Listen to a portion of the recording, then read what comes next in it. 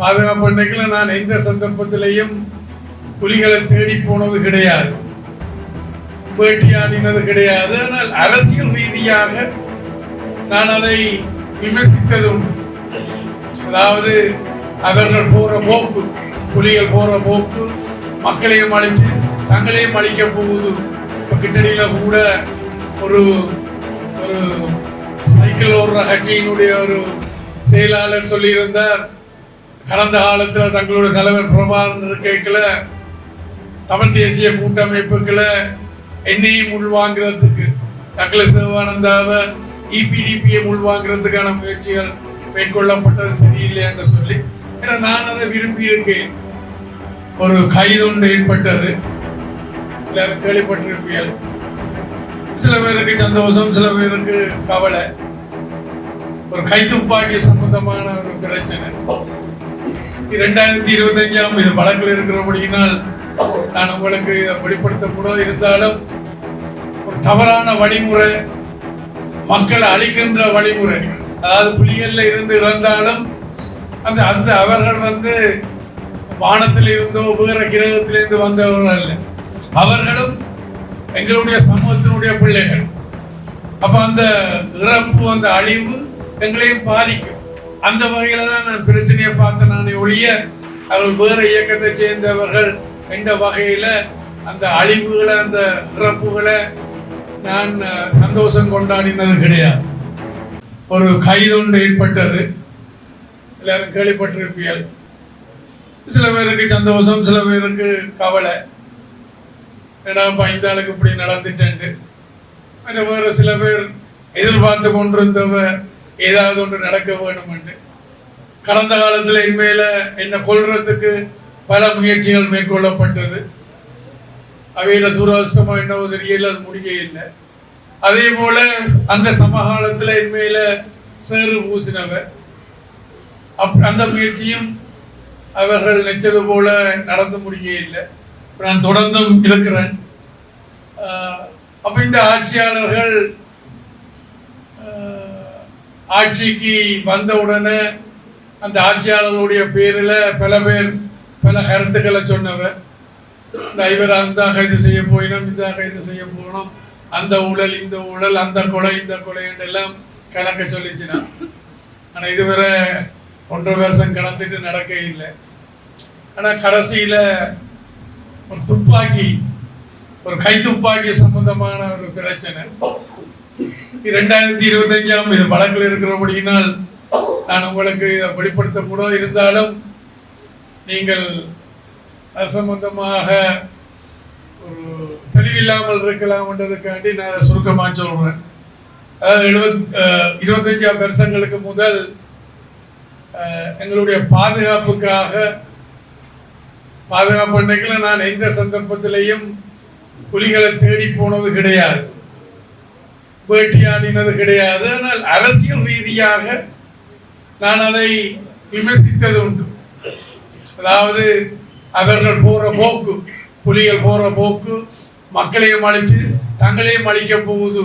இப்ப கிட்டடியில கூட ஒரு ஒரு சைக்கிள் ஓடுற கட்சியினுடைய ஒரு செயலாளர் சொல்லியிருந்தார், கடந்த காலத்தில் தங்களுடைய தலைவர் பிரபாகரன் இருக்கைக்குள்ள தமிழ் தேசிய கூட்டமைப்புகளை என்னையும் உள்வாங்கிறதுக்கு, தங்களை சிவானந்தாவை இபிடிபியை உள்வாங்கிறதுக்கான முயற்சிகள் மேற்கொள்ளப்பட்டது சரியில்லை என்று சொல்லி, ஏன்னா நான் அதை விரும்பி இருக்கேன்.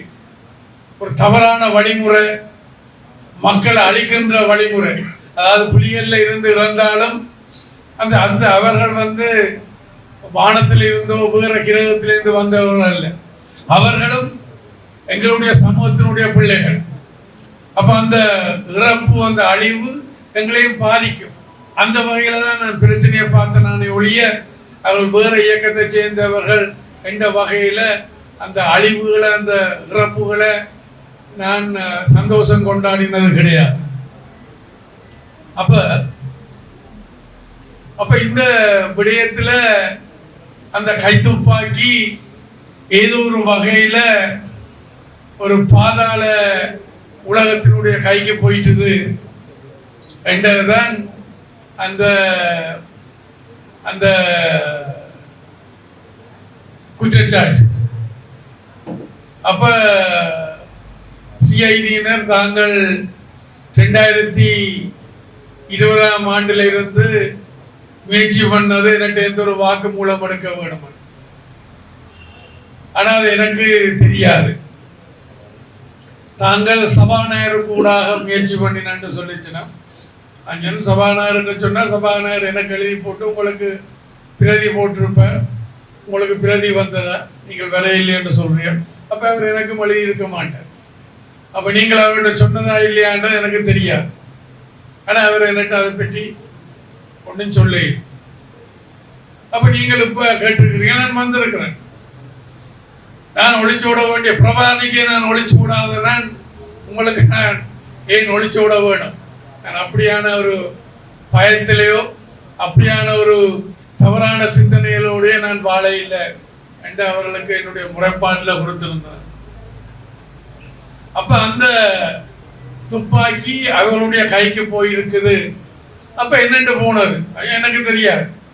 நாங்கள் ஏற்கனவே எல்லாம் கையெழுத்திட்டோம் என்ற நிலையில நான் இருக்கிறேன். ஆரம்பத்துல நான் கட்சி ஆரம்பித்த நேரத்துல நான் அதுல பெற்றுக் கொண்டிருக்கலாம். பிறகு கொடுக்குற நேரத்துல கட்சியினுடைய வளர்ச்சிக்கு ஏற்ற வகையில அடுத்தடுத்த மட்டங்கள் இருக்கிறார்கள், அதை பொறுத்திருப்பினோம் என்று சொல்லி நான் அவைகளுக்கு சொன்னேன். அப்ப உங்களுக்கு தெரியும், எங்களுடைய உறுப்பினர்கள், முக்கியமான உறுப்பினர்கள் எல்லாம் கொழும்புல தென்னிலங்கையில எல்லாம் கொல்லப்பட்டவர். அந்த நேரத்துல இந்த பாதாள உலகத்துக்கு ஊடாகத்தான் அது பயன்படுத்தப்பட்டது. புலிகளுக்கும் அவைகளுக்கும் உள்ள இணக்கப்பாடு என்னென்றால், சரி அதுக்கு ஒரு காசும் கொடுத்து நீ அவைகிட்ட இருக்கிற துப்பாக்கியை எடுத்துட்டு போகலாம் என்றுதான். இப்ப இது எப்படி நடந்ததுன்னு தெரியாது. நாங்கள் கையளிச்ச ஆயுதம் இராணுவத்திட்ட தான் நாங்கள் கையளிச்ச. நாங்கள் அந்த ஆயுதம் கூட கிட்டடியில கூட ஒரு 6-7 மாசத்துக்கு முதல் இந்தியன் ஜனாதிபதி நாடாளுமன்றத்தில் கதை கேட்கல சொல்லி இருக்கிறார். இராணுவத்திட்ட இருந்தே ஆயுதங்கள் பாதாள உலகத்துக்கு போயிருக்கின்ற நாடாளுமன்றத்தில் பேசியிருக்கிறார். நாடாளுமன்றத்தில் இன்னொன்னு சொல்லி இருக்கிறார். நாடாளுமன்றத்துல பொய்ய பேசலாம், வழியால உண்மையை பேச வேண்டும் என்றும் ஒன்றை சொல்லி இருக்கிறார். அவர் பல விடயங்கள் நாடாளுமன்றத்தில் அகழ்ச்சிருக்கிறார். அப்ப எது பொய் எது உண்மை என்று தெரியாது, அது உங்களுக்கு வெளிச்சம். அப்ப உண்டு அந்த எங்கிட்ட கொல்லப்பட்டவர்கிட்ட போயிருக்கலாம், அல்லது நாங்கள் கையளிச்ச பின்பது போயிருக்கலாம். அப்ப அப்படி ஒன்று நடந்துட்டது, வழக்கு போய்கொண்டிருக்கின்றது. அதுக்காண்டி திரும்பவும் கைது செய்ய மாட்டோம் என்று சொல்ல மாட்டேன். கைது செய்யப்படலாம். அதுக்கு என்றால் இப்ப அரசியல் எல்லாத்திலையும் அரசியல் இருக்குது. அப்ப அரசியல் காரணங்களுக்காண்டி இது ஒன்று சொல்லி செய்யலாம். நான் அதை எதிர்கொள்றதுக்கு தயாரா இருக்கிறேன். நாளைக்கு அப்படி நடந்தால் அப்புறம் உங்களுக்கு ஒரு குழப்பம் அல்லது ஒரு தயக்கம் வந்துடக்கூடாதுன்றதுக்காண்டி தான் நான் இதுல வச்சு சொல்றேன். அப்ப கிட்டடியில ஒரு அந்த நிறுவனத்தோட சேர்ந்த ஒரு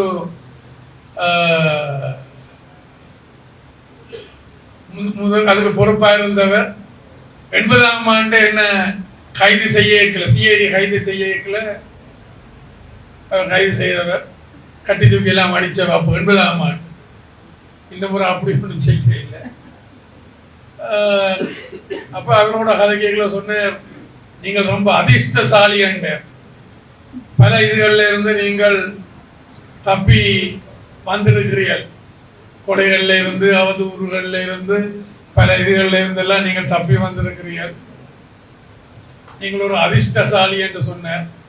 கொஞ்சம் எல்லா நேரமும் அதிர்ஷ்டம் வேலை செய்யாது, உண்மை வேலை செய்யும், உழைப்பு வேலை செய்யும். சரி பார்க்கலாம், எதிர்காலத்தில் என்ன நடக்குதுன்ற பார்க்கலாம் மட்டும் நான் அவருக்கு சொன்னேன். சரி, இதைத்தான் நான் உங்களுக்கு சொல்ல விரும்புகிறேன்.